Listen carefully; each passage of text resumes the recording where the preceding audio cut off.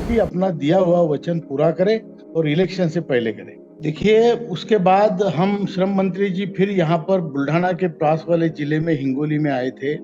हम वहां पे भी उनसे मिले। उन्होंने कहा हम आपका काम जल्द करेंगे। अब ये जल्द शब्द ऐसा है कि उसका अर्थ कुछ समझ में नहीं आता है। जल्दी 10 साल से भी जल्दी नहीं हो रही है, 2 दिन की भी जल्दी होती है, 2 साल की भी होती है। तो हमने उनको स्पष्ट कहा कि अगर हमारा काम 31 दिसंबर तक नहीं होता है तो हम आंदोलन करेंगे। उस हिसाब से फिर हमने अभी कल हमारा आंदोलन का कार्यक्रम जाहिर किया है और उसके हिसाब से हम कल से, आज से ही बल्कि, जो सभी सांसद है अपने अपने क्षेत्र के सांसद को लोग घेरेंगे, उनको बोलेंगे कि हमारा काम करो वरना अगले इलेक्शन में हम आपका काम नहीं करेंगे। हर सांसद के ऊपर हम प्रेशर डालेंगे अपने अपने कॉन्स्टिट्यूएंसी में।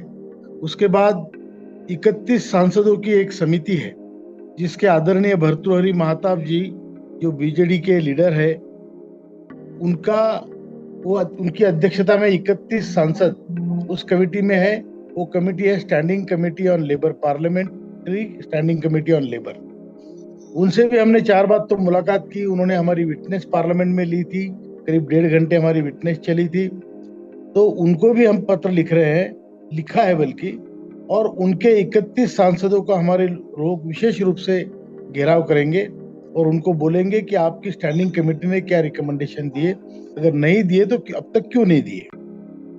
उसके अलावा जो सीबीटी के मेंबर है, सीबीटी के वैसे 43 मेंबर्स होते हैं जो सेंट्रल बोर्ड ऑफ ट्रस्टीज, जो इस फंड का ट्रस्ट है, उसमें होते हैं। ज्यादातर जो नुमाइंदे हैं वो अपने पद सिद्धाधिकार से आते हैं। कोई किसी स्टेट का लेबर मिनिस्टर है, कोई जैसे केंद्र के लेबर मिनिस्टर, उसके अध्यक्ष होते हैं। सीपीएफसी पदानुकूल उसके सचिव होते हैं। और 10 मेंबर होते हैं जो सभी ट्रेड यूनियनों के होते हैं। उसमें 3 बीएमएस के, 3 इंटक के, 3 कम्युनिस्टों के और एक एचएमएस का, हिंद मजदूर सभा का।